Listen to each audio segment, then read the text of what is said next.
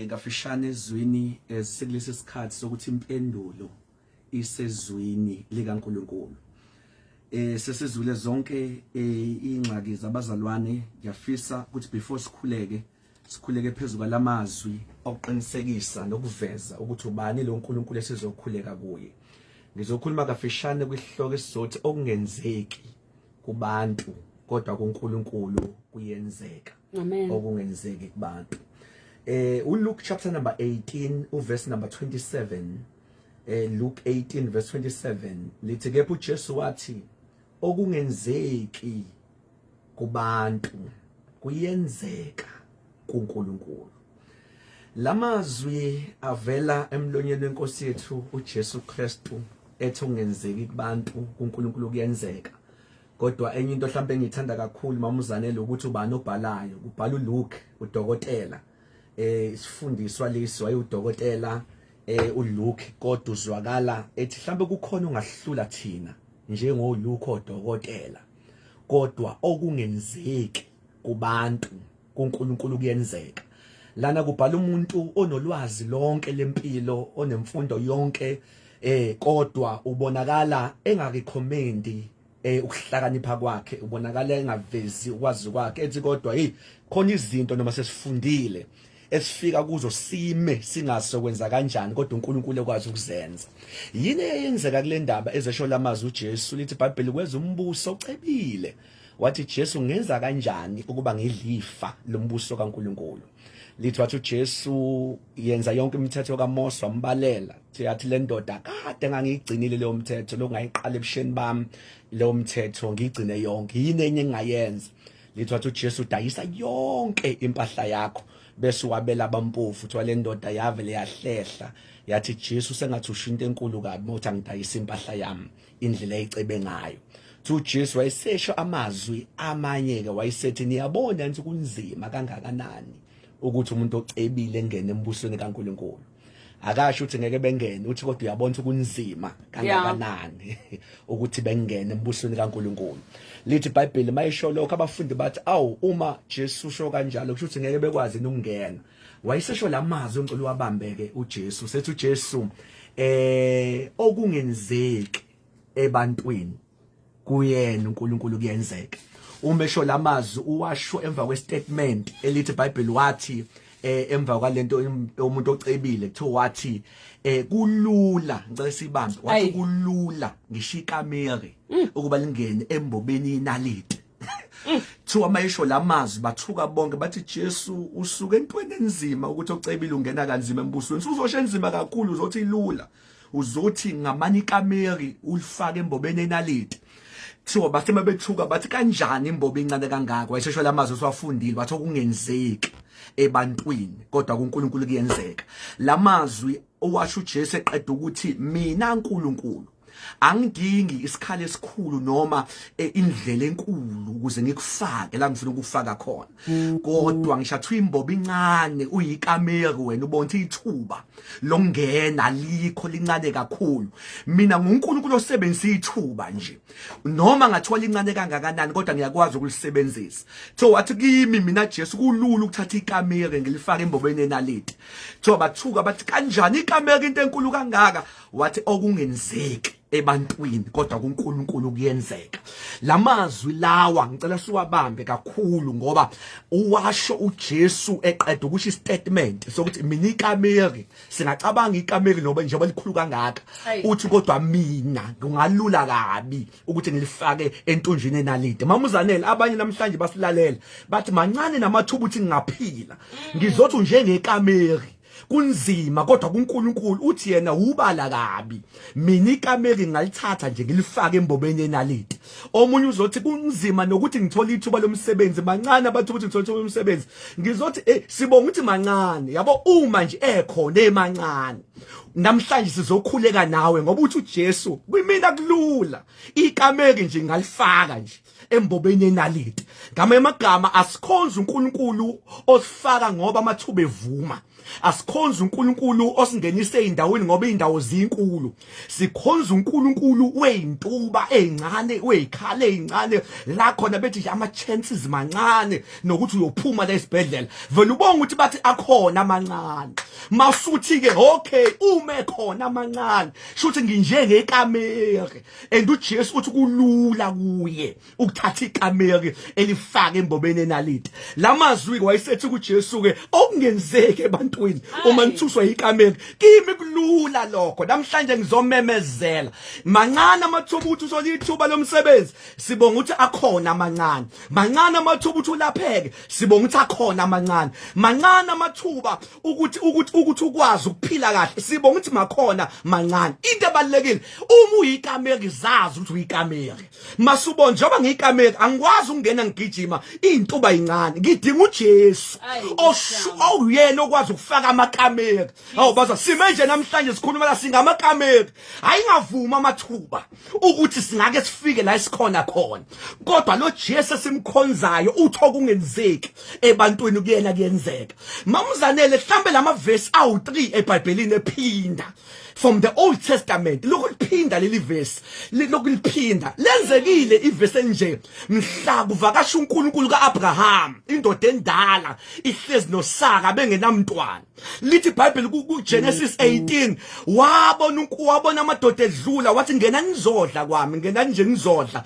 wangazi kanti ungenisa uNkulunkulu ngalelo langa thoma beqeda ukudla lamadoda ayisethi uphi unkosikazi wakho so wayesethi uAbraham hayi usekitchen so ayisethi lamadoda ngonyaka ozayo ngalesi sikhathi siyobuya futhi la ekhaya umehluko masibuye unkosikazi wakho uyobe segona indodana thiwa wahleka uSaka ekitchen awubazalwane yini ehlekisa uSaka senesimo sokuthi ubunyumba bakhe sekunjenge joke akasabona ukuthi semukela ubunyumba kule level akasakhali ukuthi uyinyanga unyumba kodwa sokuyihlaya kuye ukuthi khona umuntu ongangishintsha kulesi simo sami kusisikhathi kunesimo ongena kuso kuze kube yihlaya uma umuzi ususazophuma indlela suwakhe ngayo esimeni wahleka uSaka lithi mayihleka uSaka yabuza uNkulunkulu wathi uhlekani Saka so wathi hayi angihlekanga so wayesethi kodwa ngimdala kangaka nithini namhlanje ukuthi sengamina sengaphatha indodana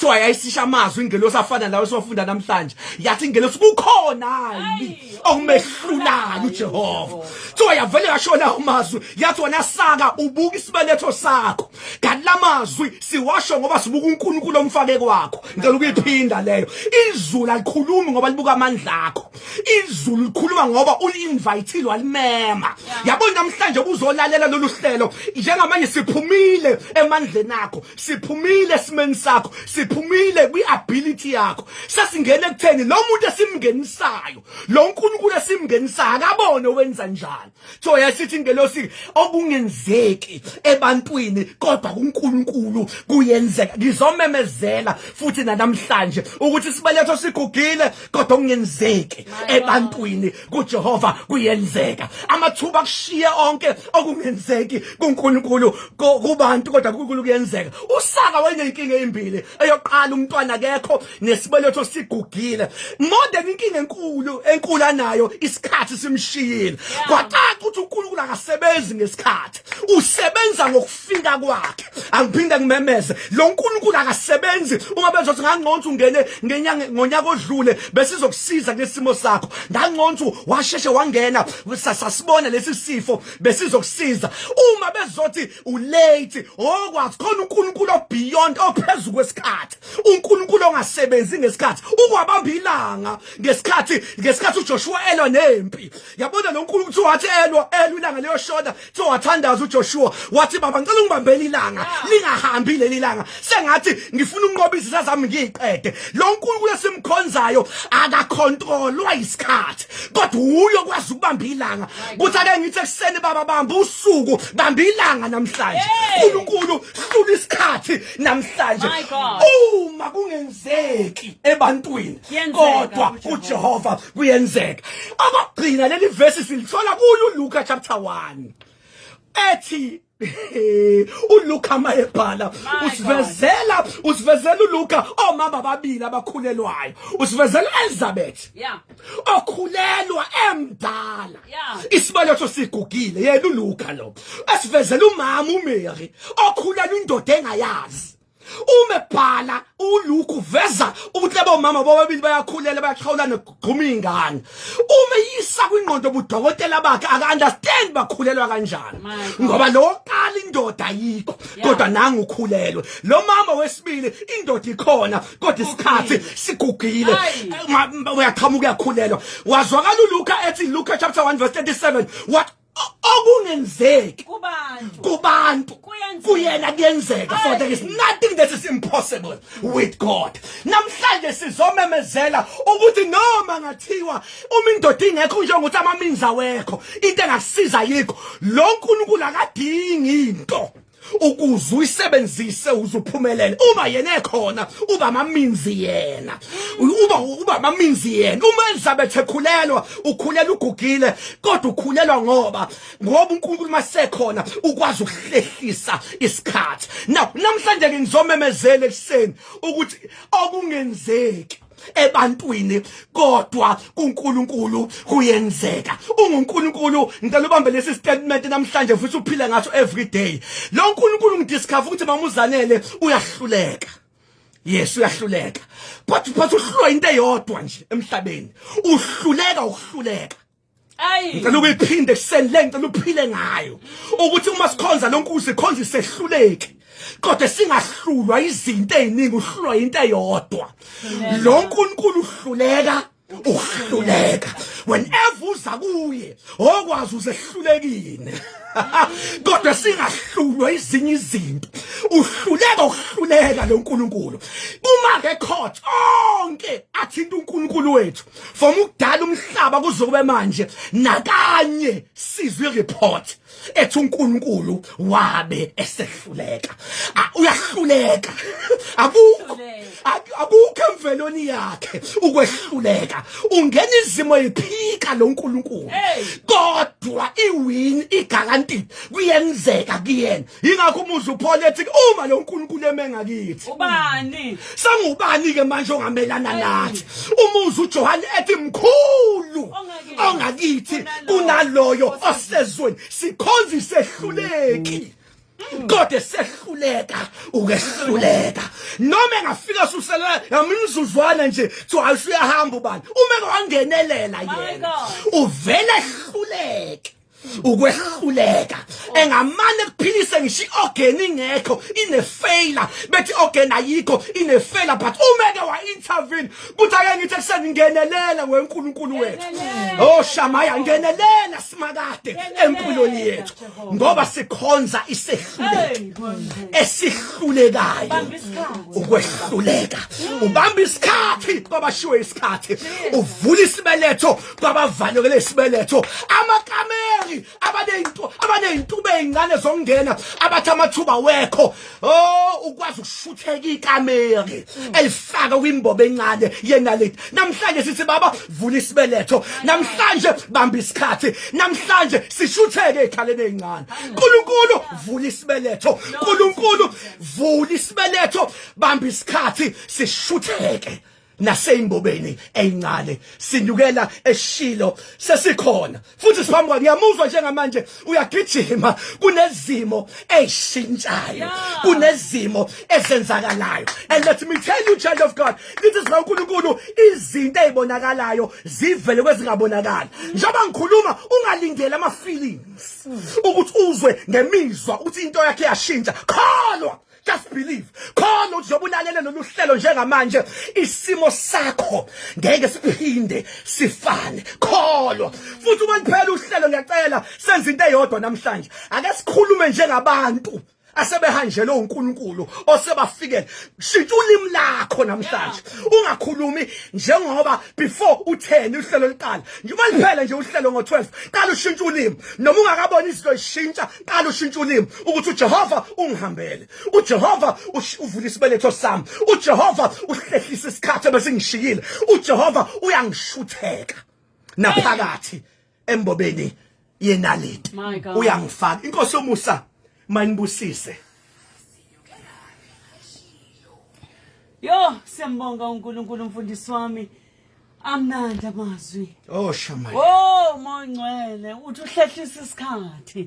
Uthi lothe ekhaya sekulate kumina kangabe sakhathazeka namhlanje akukho late ngoba uJehova wethu akasebenzi ngewashilethe akasebenzi ngalesi sikhathi sethu. Uthi ibeletho noma kuthiwa beyivaliwe uyayivula lo Jehova wethu. Uthi intuba noma incane kangakanani kodwa uJehova uyakwazi ukushutha kumuntu sekuvala amehlo sekuthiwa kuzokwenzeka. Oh my God, khuleka baba.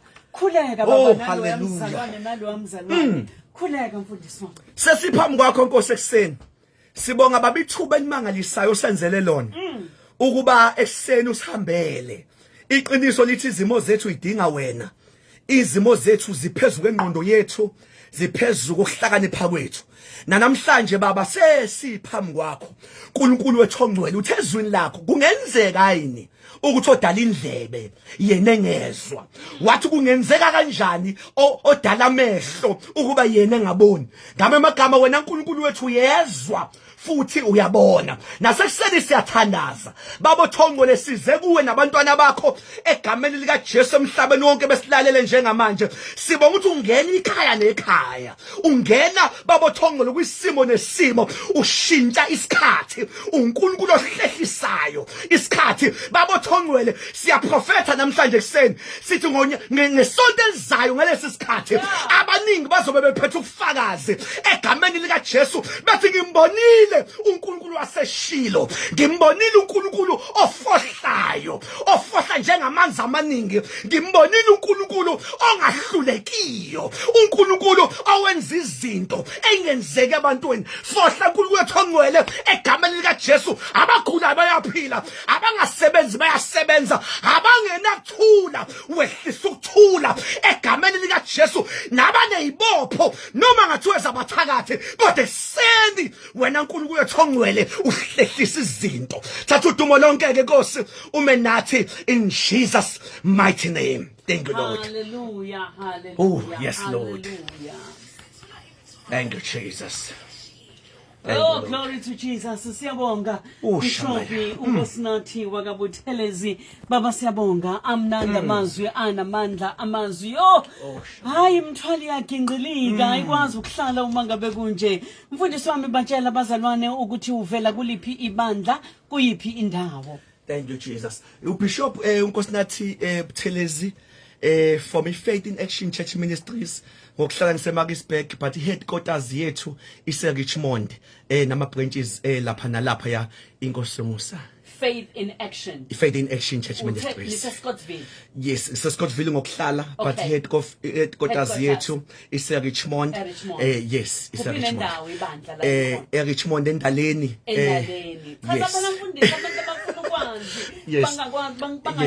Yes, ise Richmond endaleni headquarters every morning ekseni ngesonto ngisuke ilapho ngesonto sikhoza kabili nala eThekwini drop-in sikhona njalo ngo-past 2 la ku Smith kwiSangro House. Imake mfundisi sicacise kahle. Yes. Qale eRichmond endaleni kuphi nasendaleni? Endaleni eD1. eD1. Yes. Nikhonza khona ngasiphi isikhathi? Njalo ekseni ngo-past 9 kuya 12. Past 9 kuya 12 Faith in Action Ministries. Yes. eThekwini khona? eThekwini sikhona njalo ngo-past 2 la ku Smith Street kwiBillet laseSangro House. eSangro House yes. Smith Street. Yes. Nikhonza ngo-2:30. Njalo ngo-past 2 emini ngesonto. Yes. Nazo-ke mfundisi wami kodwa khona othi engibusisile umfundisi ngiyafisa indlela yokuthi ngixhumane naye bakuthola kanjani?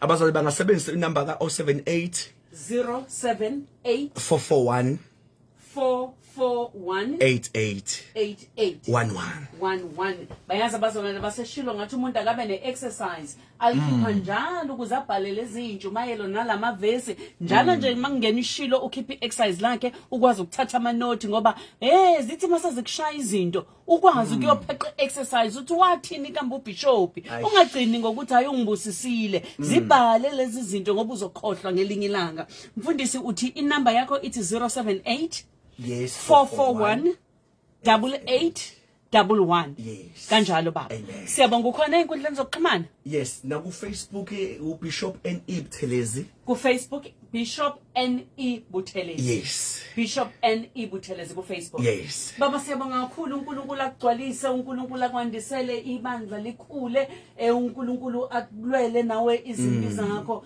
ngokuthi namhlanje ubusise mina wabusisa nabazalwane abasilalele la eShilo. Siyabonga kakhulu uNkulunkulu ngawe baba. Thank you Jesus. Nikhonze kahleke eSangro House ngo 2:30 siyokuza ngelinye ilanga. Jesus. Amen. Amen.